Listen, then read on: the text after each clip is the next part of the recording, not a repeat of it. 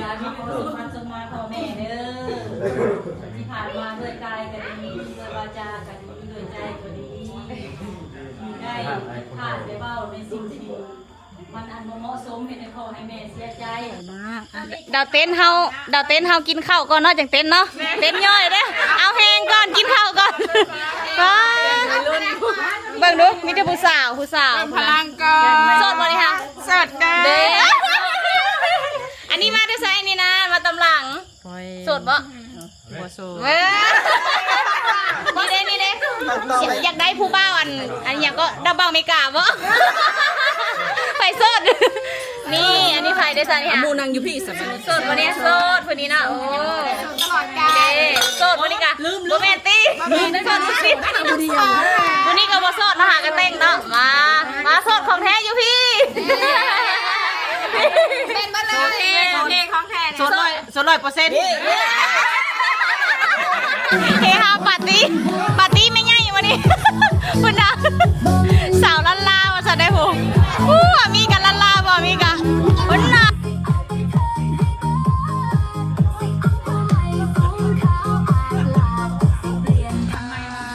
เลิศหน่อยเนาะจะเป็นงามเนาะสาวมาตะมูนอนเลย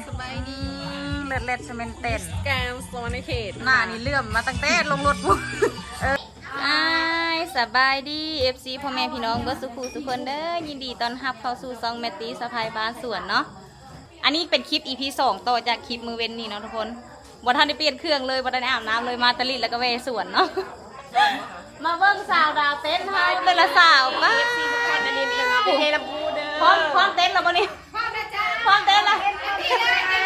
ป้าทีมงานตลาดเฮาเบิ่งดูคนไหนไม่เด็กเบิ่งมาแต่ละคนซื้ออะไรเอาคนนี้ก่อนไม่ใหญ่ลำพูเด้อไม่ใหญ่ลำพูมาก่อนอันนี้ไม่ใหญ่ยังไม่ใหญ่นะขับไผ่เด้อมาวันนี้ไม่ใหญ่ยังไม่ใหญ่น้อยเด้อสบายดีปีใหม่เลยสบายดีปีใหม่ทุกคนมันยังขับไผ่อะไรเนี่ยมาได้สาแจกปิ๊บไปทางอันนี้ไม่ใหญ่ยังสบายดีไม่ใหญ่มึงอันนี้ก็ไม่ใหญ่เว้ยค่ะอันนี้เจ๊ใหญ่อันนี้แม่ตาเนาะป้าเบิ่งดูคนให้สุดทีมงานป้าดูนะแม่ได้เซิร์ฟพร้อมเลยได้พวกแล้วพ่อเอามาฉลองปีใหม่เนาะนี่ผู้ดาวเต้นอยู่นี่พี่ดาวเต้นอยู่พี่นี่ผู้นี่บอกอย่าถามก่อนนะรันไผ่อันไม่ช้าด้วยว่ะมาขอแน่ขอให้พี่ตะขอแน่ซื้อน้ำแพรมีป้าได้เท่าไหร่ก็มาปั่นกันแล้วออกกันนี่นะบ่มีให้โนหลานไพ่มีแต่ขอได้พูดอะไรจากใบนี่ค่ะพูดละใบยังค่ะลิตาแต่ว่าสิงานวันนี้นานอันนั้นพุทธเจตาและพุทธแจกเสื้อเท้านี่แต่ตัวงามน่าปุ๊บขอบคุณขอบใจชื่นใจเลยเนาะโตไปเพื่อนโตไปเด้อเด้อรับมาอยู่เสือกระงามสูกระงามนี่เป็นฉุดนี่ฉุดไผ่ฉุดหน้าขาดมันดูสิไปอาบไปนุ่งชงมูซะโอเคเนาะทุกคนทำแมวมูก่อนเนาะแป๊บนึงแล้วเดี๋ยวเขาจะถ่ายต่อทักทายยายๆก่อนเนาะทุกคนมาเจอกับเจ้าของงานวันเกิดปีนี้นะจ๊ะยังบ่มาคันบ่มาน้อยใจบ่น้อยใจแล้วเซยังอลิตาเนาะอลิตกาแม่ย่าผ่าตัดด่วนเนาะเมื่อวานมีเพิ่นเข้าโรงหมอกับไปผ่าตัดอยู่มุกต่อเลยจะฮู้อยู่บ่แม่มิกนะแม่ย่าของอลิตนะเพิ่นเข้าไปผ่าตัดด่วนอยู่มุกดาหารเนาะแม่มิกแม่ย่าของอลิตาก็ไปถ่ายงานด่วนเจ้าเบิ้งแต่ละคนใหญ่มาต้องมีเวียกแบบมีภาระนะบอกเอาง่ายๆกันมีเวียกมีภาระต้องรับผิดชอบก็ต้องได้ไปเนาะทุกคนเนาะแต่ว่าตอนนี้กำลังเดินทางมาไม่ใช่จะน้อยใจนะกูมีอย่างให้แล้วแม่นสิน้อยใจเลยบ่มีอย่างให้นี่น้อยใจบ่เงินก็พออันนั้นจะได้เงินอย่างเดียวก็เดียววะของขวัญก็เดียวของขวัญจะอยากได้อย่างของเกี้ยวดิมันประทันทุกอย่างแม่นโอ้ก็ยากมาเป็นยังซิวๆเพื่อนเขาเองโบแม่นมันเกิดเขาก็กินอยู่ดีก็มีสั่งสรรค์ปกติเนาะทุกคนเนาะแต่นี่ก็เป็นแบบพูดแล้วทางหลังกู โอเคเนาะทุกคนเดี๋ยวจักหน่อยเฮาสิพากันย่างไปทางหลังไปเบิ่งบรรยากาศชุเพิ่นพากันเฮ็ดหยังเฮาก็สิได้ซอยกันเนาะทุกคนเนาะบ่แม่นเฮ็ดแล้วเราบ่จัก เพราะว่าชุมเฮาพากันหากนมาแต่อันเพิ่นไปเลาะบนท่องเที่ยวเนาะก็เลยค่ำพอคันสิไปแต่เว้นๆก็แดดร้อนกับพระเพิ่นเมื่อโดนละ เมื่อเดินเลย หมู่เจ้าเด้จ้ะยังสิมาใหม่อยู่บ่ มาเยอะ โอ้ สองคน อ๋อโอเคเนาะหมู่เพิ่นทำมาลิดน้ำแต่เว้นผู้มาลิดน้ำแมันบ่หมู่มาลิดน้ำเนาะอันนั้นก็ใหญ่เลยปีหน้าจบแมันบ่จบม.7มีความคิดจะไปเฮียนบ่ ไปเฮสวรรค์ต่อที่ จักแล้วก็ถามเบิ่งความคิดเห็นของอีป้าเราสิให้เฮ็ดเวียกซอยเราบ่หรือว่าเราสิให้ไปเฮียนต่อก็ต้องตามใจพ่อนะจ๊ะหรือตามใจตัวเอง บ้านทุกคนเราจะพาไปเบิ่งทางหลังเนาะมื้อนี้ก็เป็นวันเกิดน้องชายเขาเนาะเรียนเก่งเสียงได้คำอวยพรเท่านี้ได้บ่มีหยังให้ไหน บ่ดีใจวะรวยอยากได้เงิน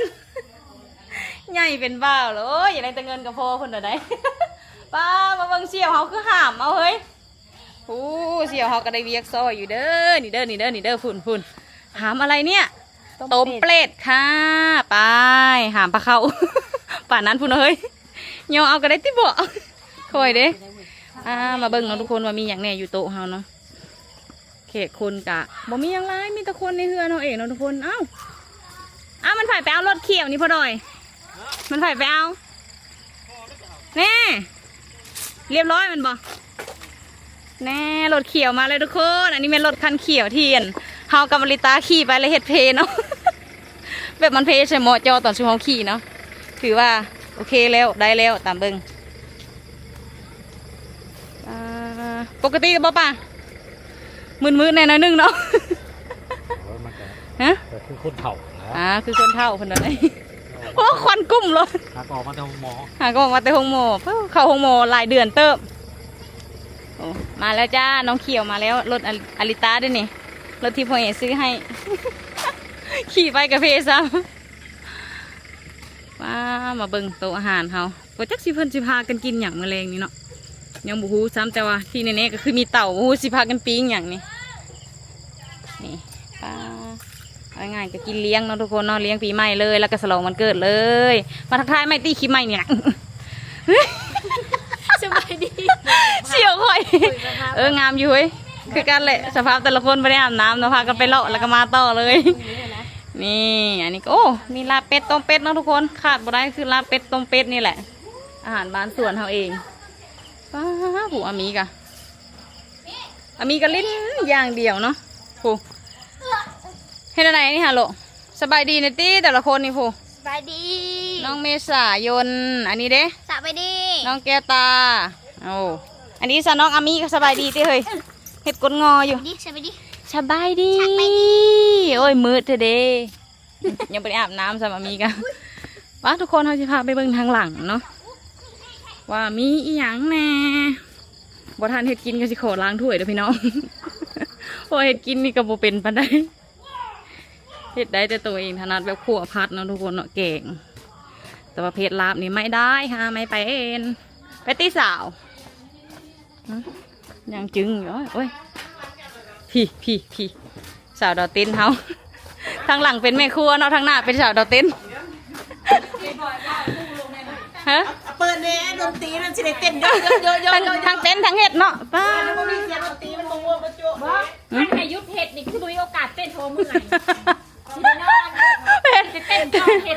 ป้าแม่แป่งพี่คุณมาพุ่ง จนเมื่อย จนเมื่อยจนเหงาวะโอ้อะไรทางหลังเป็นสาวแม่ครัวทางหน้าเป็นสาวแดนเซอร์ต่ำกระย้อนน้ำเนตี้แห้งคือพี่มีพันป่านะบ่แม่มีพันป่าน้ำคนอาหารบ้านสวนเขานะ เขาเงินครัวหลังจากเก็บภาพแล้ว ทางหน้าคือขาวๆที่ทางหลังมันคือดำปิ่งเป็ดน้ำเดือดจ้า ปิงเป็ดโอ้ยเป็นตาแสบคากเนาะพี่น้องมาเลยตู้มาเลยวะสันโอ้ ลูกตู้อยู่ในรถ ตู้ใหญ่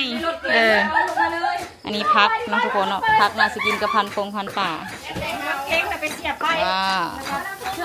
บอกว่ามีแกงหน่อไม้นะ ม ไม่แก้ไม่เทียมจ้า มีทุกสิ่งทุกอย่างวะเอาจักสิกินอันใดก่อนเนาะมีแต่ตัวฮะจักมีตัวเองนี่เลยนี่เขาเบิ่งคักแล้วตัวเอง แต่ละงานก็คือว่ามีแต่ตัวเองนี่เด้2 4 6 8นี่เด้ไม่แพงหาคนกินบ่มีมาเด้อทุกคนเฮาสมัครคนกิน เห็ดแปลกๆที่อย่าง มุกอยู่ในครัวนี่มันมาใช่แขกมันนี่ก็มีแต่เอา โอ้ยจักบ่เห็นเลยตัวนี้ฮะห้องน้ำเป็นยังเฮ้ยใครอยู่ตรงนั้นหลอนวะเท่าไฟมันแบบมันหลวมเลยปักเสียมันฝ่ามันจะก็ใส่เห็นไฟห้องน้ำแล้วก็เห็นตัวเองในกระจกตื่นตัวเองวะเห็นไฟห้องน้ำก่อนวะไฟอยู่นี่แม่อุ้ยโอ้ยเหยาะเวนเงียบอย่างพุ่ง ควัดออกเลยค่ะ โอเคนะทุกคนพักคลิปไปก่อนเดี๋ยวหาแนวเห็ดน้ำยายๆก่อนฮะตอนผ่าหลังตู้เอาตอนเปิดตู้ละเยอะวะอาโกยกินเลี้ยงสร้างสรรค์อยู่บ้านสวนจ้าเหมือนเดิมค่ะหูเจ๊ใหญ่ใส่สายเดียวอ้าวย ายเพิ่นมื้อนี้ไม่เล่า ไม่เล่าคือเนาะเห็ดกระเพราตัวแม่ตัวมัมค่ะบ่แม่โป้ต้องบ่คือแม่เป้เป็นอะไรมันอาจจะเป็นน้ำตัวนี้ ว่าปูแล้วปั่นเหมือนทุกสายมันสีสดมันเด่นถึงว่าเต็มเบิดเลยเหมือนนะครับ บ่สดดอกที่บอกอ้าวเห็ดอะไรแบบนี้เนาะเบิ้งเขาสิลองเห็ดเบิ้งมะแล้วก็โอเคเนาะทุกคนเดี๋ยวซอยยายๆก่อนกำลังพากันขลุกขลนเนาะทุกคนเนาะเห็ดกินนี่บ่แม่นว่าเห็ดให้แขกเลยทุกคนเลยเห็ดให้กันเองนี่แหละน่ะนี่แม่แปลงว่าหาแขกก็บ่เห็นนี่ กินเองกินเอง เห็ดเองกินเองแซ่บเองเอ้ายังบ่แล้วอยู่ตามปอกๆนะ นั่งอยู่เลย นี่เสี่ยวเฮาก็ได้ซอยมะนาวเนาะขมุกขมุมอยู่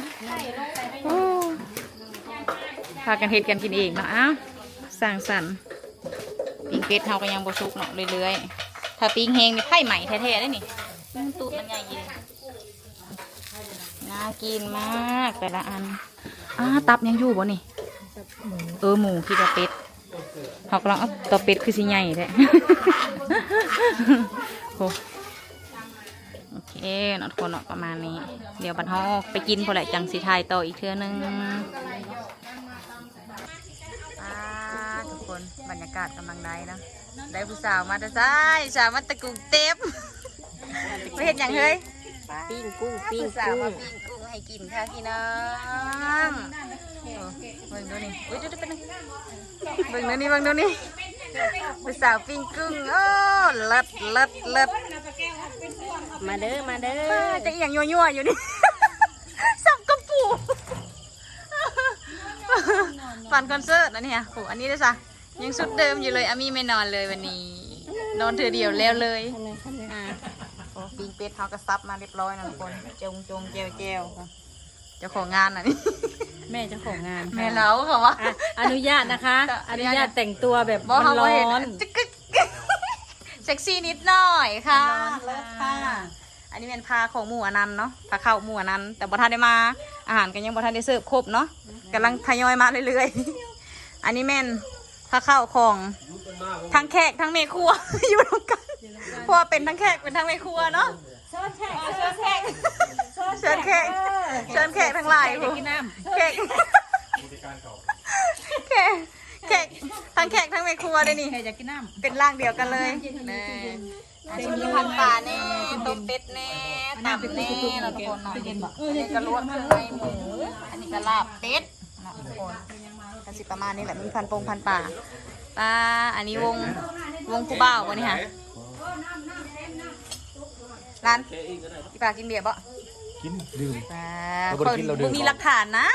เพิ่นปั่นน้ำมื้อเช้านี่บ่กินเลยเบียร์มันได้กินน้ำอื้อ แค่น้ำเพียง นั่นนะชิมเบิ่งแล้วคนนะนี่กินมีแต่แขกเนาะแขกกันเอง แขกเชิญแขกกันไปเอง มื่อกี้ตัวเองเป็นยังหมูอยู่หล้างบ้านมันนี่เป็นแขก เป็นล้างเดียวใน2 คนเนาะ เป็นพนักงาน ตลาดพร้อม สามี พร้อมเป็นแม่ครัวพร้อม เป็นทุกอย่างให้เธอแล้ว ให้เธอแล้วค่ะ อ้าวค่ะ ผู้หญิงอันนี้ สบายดี จะเกือบก็อยู่ใส่เลยปดอยู่เธอเนาะ เขาคือมีจันทร์ สบายดีลูกสบายดี เดี๋ยวทานสองสาวมาเนาะอลิสกับอลิตากำลังเดินทางมาโอ้ใครเนี่ยได้คนปิ้งกุ้งซอยเนาะงานนี้เนาะปิ้งที่ซื้อตีบันกินตี จ่ายจางมาพร้อมนะ ยืนแกะกินอยู่นี่แล้วดิ อย่าได้ยืดให้กำลังใจเด้อคนเฒ่าประจำบ้าน กินซะโอ้ยเนาะกระเชิญจีใส่สูงเนาะ ขนาดต่ำๆซื้อกันยังเมื่อยแห้ง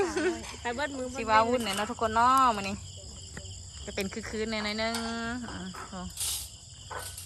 มีแต่สาวๆตลาดเขาเนาะ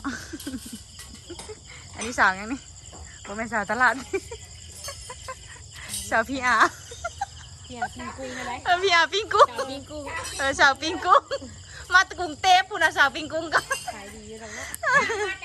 ว จ้างมาตะไก่ไก่จ้างตัวนึงไปข้าเต๋อ ไหมอันนี้ โอเคนะทุกคนพักคลิปไปก่อนเดี๋ยวผู้แหละมันเห็นพร้อมหน้าพร้อมตาค่ะจังสิทายอีกเนาะพร้อมแล้ว สวยมากอ่ะ ดาวเต้นเฮากินข้าวก่อนเนาะจังเต้นเนาะเต้นย่อยเด้อเอาแหงก่อนกินข้าวก่อนไปเบิ่งดูมีแต่ผู้สาวพลังก่อนโสดบ่นี่ค่ะโสดกันเด้ออันนี้มาได้ไสนี่นะมาตำหลัง โอ้ย โสดบ่ บัวโซ เว้ยนี่เด้อยากได้ผู้บ่าวอันอยากก็ดับเบิลเมกาบ่ไฟโสดนี่อันนี้ไฟได้ซะนี่ค่ะ มูนังอยู่พี่สมัยนี้ โสดวันนี้โสดคนนี้นะโอ้ตลอดกาลโสดวันนี้กะโรแมนติกนั่นโสดสิวันนี้ก็มาโสดมาหากระเต้งเนาะมาโสดของแท้อยู่พี่เป็นมาเลยของแท้ โซน100%แม่ว่าโสดมันลาดว่าหากระโสด2-3 มื้อนี่วะ อันผู้โซนบ่ทางผู้โซนไปถาม เอาถ่ายคู่กับยายก่อนทีมงานตลาดป้าทุกคนใครได้เป็นลูกไผ่นี่โหเนาะหลังจากโชว์เนาะแมนใช่ปะหลังจากเขากินแล้วกินอย่างเขาก็สิพากันมาล้างถ้วยเนาะทุกคนเนาะถึงเขาสิมาประทานเห็ดกินก็ยาเนาะขาดล้างถ้วยก็ยังดีคุณยายเพิ่นเห็ดกินเลยเด้ไอเบียร์เพิ่นก็กินเบียร์ทั้งหน้าเพิ่นโอ้ยมาเจาะบังลูกบ่ได้หมูมาล้างถ้วยซอยมานี่ก็เดียวว่าหมูนี่เป็นแขกได้บ่แม่นได้หมูมันซอยล้างถ้วยเฮ้ยฮะเขากำลังออกมาสิฮอดแล้วแหละป่านนี้นะมากับมาริสกับมาริตาท่าร้านอันนี้ก็ได้บ่น่ะถามอยู่สบายดี FC นะกว่าสบายดีปีใหม่นะกว่านี่ค่ะ เฮ้ย เอา FC ถ่ายคลิป โอ้ยไปที่หัวถ่ายคลิป นั่งเท่รีบผู้ใดเอาแค่ชอกข้างหัวเข้าบุโอ้ได้ค่ะผู้เขตหลายเท่เนี่ย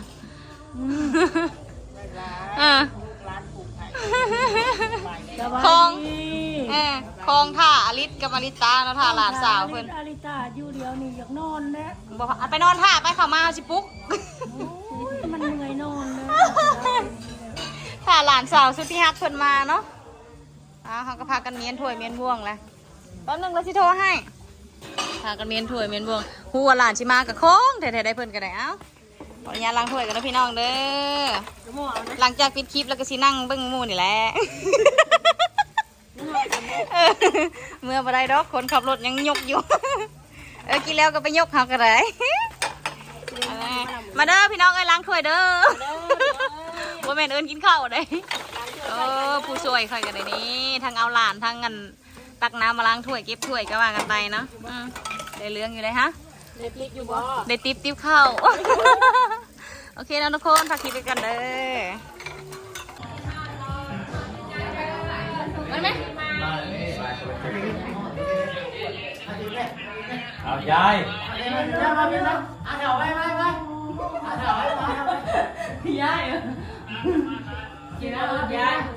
2-4-5 คนบ่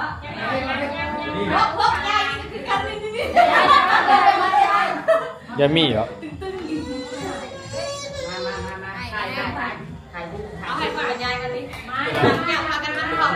แล้วโอ้ยพี่อันนี้พี่ ยายเด้อ สุกเสียงอันตราย อันตรายด้วยดิ อะไรวะอะไรวะ ตายแล้วเอา หลังจากกินข้าวแล้วพากันมาส่งของไปข้าวค่ะสาวๆโบไหวเพราะว่ามันดึกแล้วยันตัวจะนอนเนาะ อันนั้นเนี่ยอันนั้นเนี่ย มันด้วยเหรอตัวที่มันปิด ชิ้นนี้อ๋อดึงหายเลย เอาเลยแล้วที่ตัวนึงมันร้อนปิด นั่นนี่มาแล้ว เป็นไรตาไปกินเบียร์เลย เมาเบียร์เมาอากาศ อากาศบัดนึงก็เนาะกับพ่อกับแม่กันเด้อกลับบัดนึงเด้อ ตอนนี้ก็จะพากันชมมาเด้อ FC เอ้ยทีมงานตลาดลูกหลานแต่ละคน เป็นวันปีใหม่เด้อมุ้งเป็นห้องเริ่มพนักงานกันเลยเนาะไลฟ์ไลฟ์ในปีใหม่ลูกหลานมีความสุขความสมมาพ่อแม่เด้อที่ผ่านมาด้วยกายก็ดีด้วยวาจาก็ดีด้วยใจก็ดีได้ผ่านได้เบ้าในสิ่งที่มันอันบ่เหมาะสมเห็นให้พ่อให้แม่เสียใจที่ผ่านมาเราตั้งใจก็ดีบ่ตั้งใจก็ดีเด้อให้พ่อให้แม่เอาพฤติกรรมในลูกเด้อทุกคนปีใหม่ปีเมืองมาหัวใจให้พ่อให้แม่ทุกคนเลยนะมีแห้งในวันนี้อยู่ลูกหลานได้พี่น้องดิตัวใดสิเป็นบาปเป็นกรรมกะยกโทษให้ลูกให้หลานเด้อพ่อแม่เด้อ มันเป็นบาปเป็นกรรมแหละดีแต่ดีแม่ให้ร่ำให้รวยเงินนะครับไปมาแต่ไม่ดังมากเลยใจการได้ใหญ่ๆก็มาให้สำเร็จไวๆนะซ่า ขอบคุณฝากเด้ออะไรขนาดนี้ ไว้ยังไง นาดีต้องฟันสิได้ ไปเอามาให้ใหม่เด้อนี่ลูกสาวอยู่เมืองไทยใช่แต่ลืมถ่ายเนาะส่งให้เบิ่งเนี่ยวิดีโอเนี่ยนี่แหละนะเราพูดหน่อย2,000เป็น3,000แต่ทอนมา1,000ก่อนได้แน่เด้อเด้อ ให้บอกเราลืมแล้วจืดปะเด้ เราเป็นคนช่วยเรื่องเงินเยอะมีแหงกันใหม่ มาเอาของแม่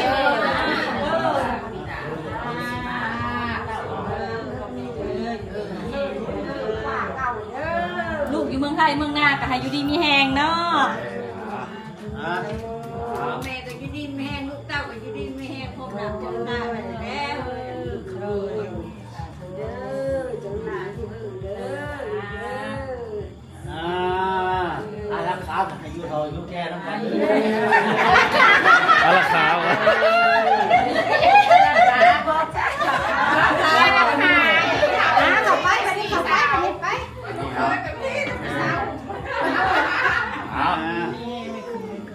อดเอาปีนี้มีหน่อยก็ให้หน่อยอดเอาให้เรื่อยๆหรอกให้เรื่อยๆ จะรำจะรวยจะไปยักษ์ไปเลยเลยไปยักษ์มึงสร้างกับเพิ่งเอ้คนเดียวนี่แหละเอ้คนเดียว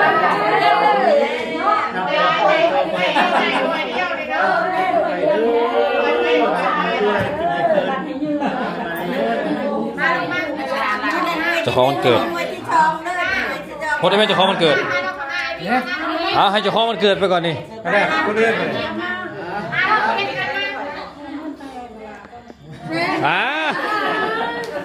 โอ้ใส่ถุงเท้ายึดพึ่ง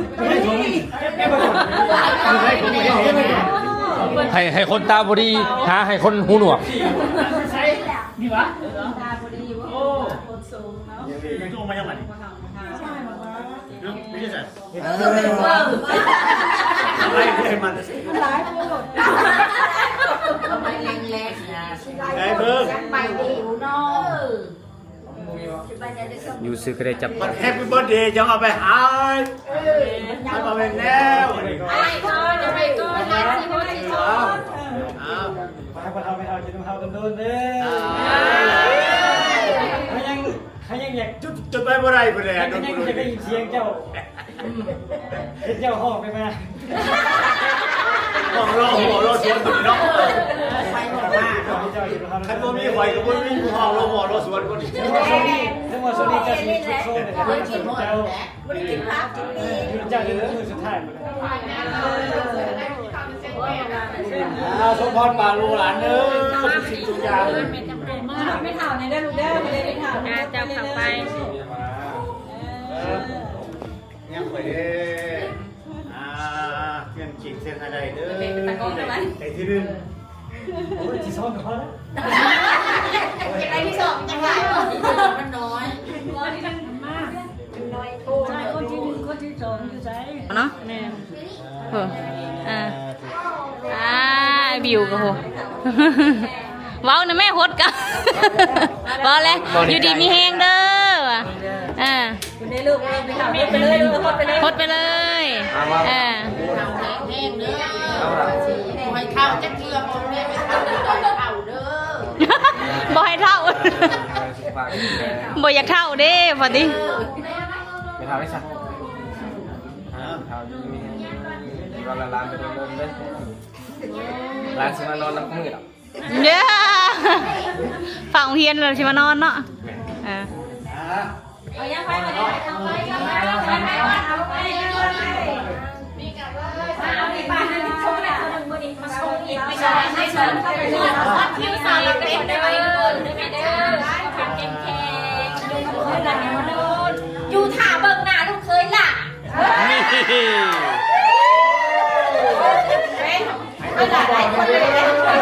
หลายคนสติ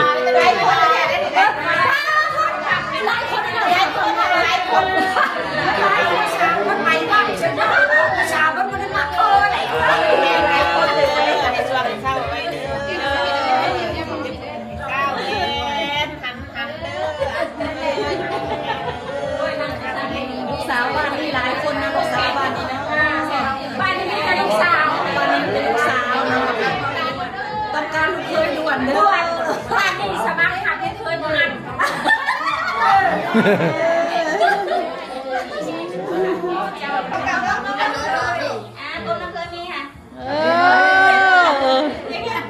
ให้ลองลูกก็ลองอะไรอีกลูก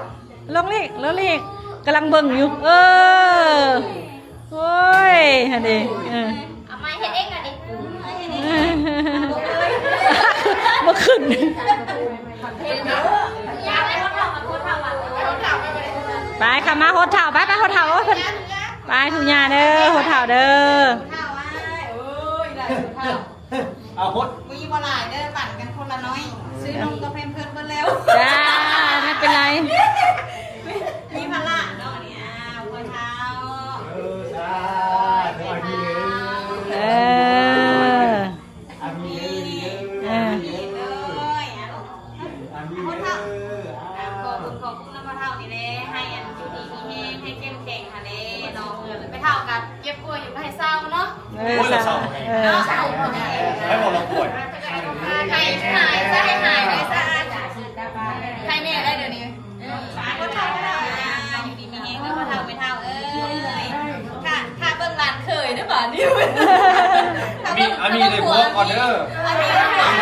ชูอะไรก็บอกเก็บในห้องป่วยนี่เชื่อพี่นี่ชูเป็นพ่อเป็นแม่เด้อโอ้ความที่นี่ได้บัด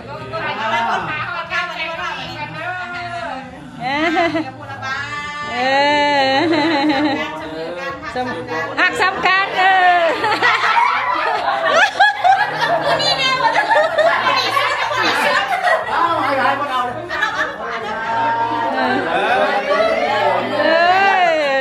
ตายเลย อู้กุ้ยโอ้ยพึ่งนะ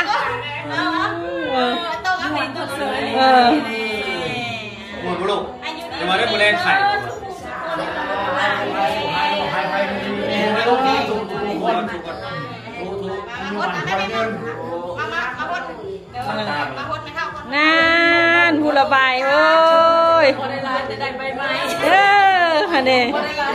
โอ้มีใบไข่ย้อน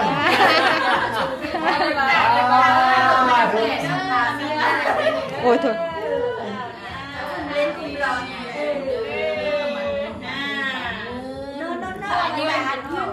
โน่ ผู้ใดสิยายติบเขาเลยผ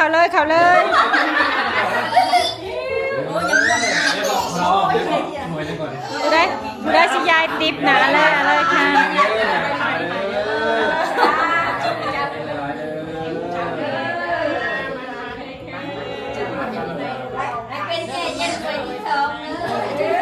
ยังแอร์สะดุดไปหนึ่ง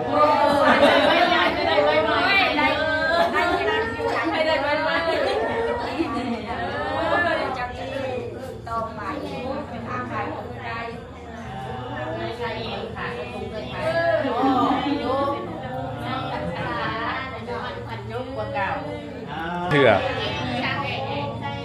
กัดดอกจำป่าเลยหวนขนาดเลยมีวาวุ่นมากเลย ให้มันกัดโลดมันคมมันหลักเสาเอง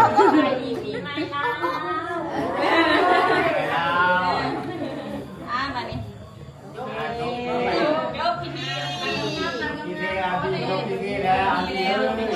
น้องๆยังบ่มาจนทอนแล้วหลายพิธีเลยพิธีกินข้าวพิธีเฮ็ดกินพิธีล้างถ้วยพิธีส่งพ่อเฒ่าจนแล้วยังเว้นไผมา แล้วมีชีใส่พิธีห้องเพลงด้วยไป ก็ย่าให้ชวนมาตำหลังก็เฮ็ดตำหลังเนาะเพราะว่าผู้เฒ่ายันทุกคนอยากนอนอยากเมื่อยอย่างประมาณนี้นะเราก็สิพากันไปเล่นไปกินทั้งรุ่มคนแล้วเนาะทุกคนเดี๋ยวขออนุญาตทักคลิปกันเด้อเพราะว่าอันนั้นกะมู่เพิ่นก็พากันเป่าเค้กเป่าอย่างตะเวนแล้วเนาะ บ่ แม่น ให้ปะให้ได้คลิป น้องเพิ่นมาเด้มู่เพิ่นมาเด้มู่น้องมาตะเวนพุ่นพอยันกลางคืนเลยแบบพ่อแม่บ่ให้ออกมาเด้เขายังน้อยเขาก็เลยพากันกินกันตะเวนแล้วมาเป่าเค้กแล้วมีแต่เฮาพากันลิ้นกันนี่แหละมื้อนี้ก็เป็นวันเกิดของหมู่เฮาแน่ค่ะนะ โอ้ คืออะไรถ้าอวยพรที่หลังเอาเซอร์ไพรส์ที่หลังเอาแต่ว่าสิบวอในคลิปอุ้ย เฮ้อบ่ในคลิปบอกแพง แต่ว่าสิบวอเราพอคลิปนี้เราลงตำลังฮะบอป้าไปที่เราไปทางสั่นทางรุ่มทุกคนขออนุญาตพักคลิปก่อนเนาะหลังจากสมมาแล้วทุกคนเราก็พากันมาเฮฮาปาร์ตี้ เฮฮาปาร์ตี้ไม่ง่ายวันนี้คุณดาสาวลันลาว่าจะได้ผมมีกันลันลาบ่มีกันคุณน่าโอ้เปียกบัดลูกไข่ ม่วนนะ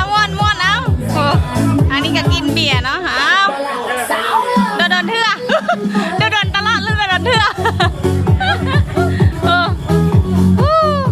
เต้นจนเมื่อยแล้ว2 สาวแล้วยังมาบอดอยู่หักฮอเซโนเนาะทุกคนเนาะหักฮอเซโนจันงอกจุ่มลงเลยโอ้นักเลงเทวะหูหน้าเปียกเว้ย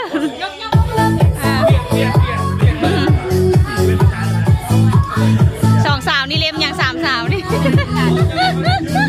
โอ้ซิวๆนะทุกคนเนาะผัวเป็นคนถ่ายน้องเมียเป็นคนเต้น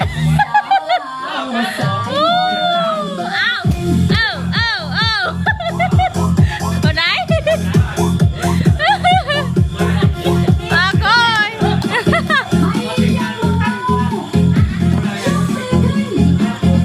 ยกมือขึ้นไฟยังบ่เมาไปน้องเป็นคนเขาเรามาเบิ่งพอเท่าเขาเห็นยังเนาะเชื่อเลย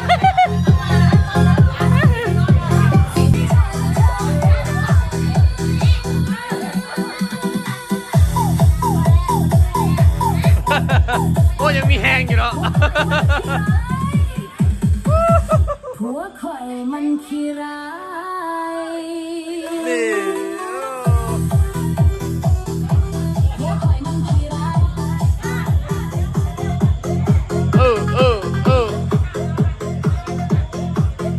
เห็นแล้วบอกเห็นแล้วบอก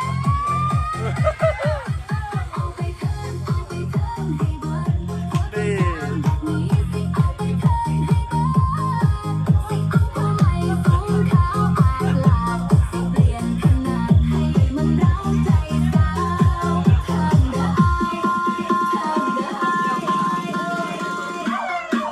ส่งงานในเดือนเนาะเดือนนี่โอ้เรายังแห้งๆเลย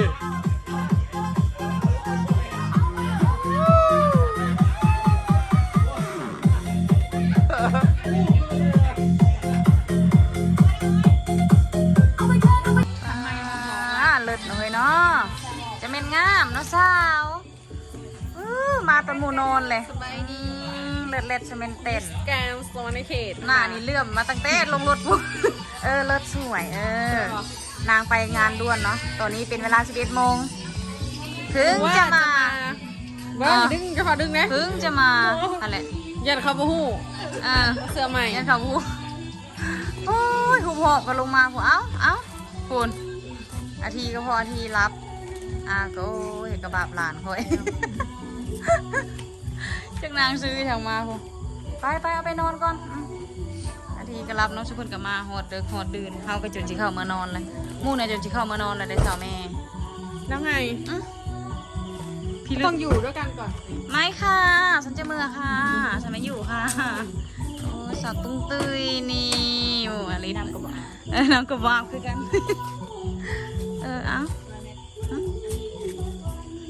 จะเอานอนแล้วบ่ได้บ่ไหวเพลงกับยันตีตะกะซีนทุกคนน้องๆก็มาฮอตเลยเด้อฮอตจนว่าชีวิตมูแต่ละคนก็จนเหงาเลยนะจนหงอยแล้ว จนนั่งเหงานั่งหงอยไปแปลงก็เหลือผู้เดียวจะไปใส่เบิดหมูก็ได้ หมูกลับบ้านเมื่อไร หมูมาบ้าเลยเงินเหลือแต่ไม่แปลงท่า อยู่ฐานางงาม โทรเลย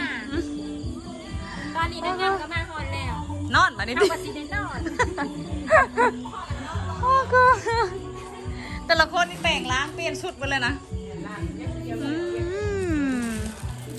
ย่างน้อยก็ได้มาเนาะทุกคนพักคลิปไปก่อนคือสิประมาณนี้แหละ แต่ละคนก็เมื่อยเนาะอาริตาคนก็ไปถ่ายแบบนางอลิศกาหากขามาแต่มุกดาหารพายาไปผ่าตัดด่วนเลยมีเหตุจำเป็นเนาะทุกคนเนาะโอเคเด้อทุกคนขออนุญาตพักคลิปไปก่อน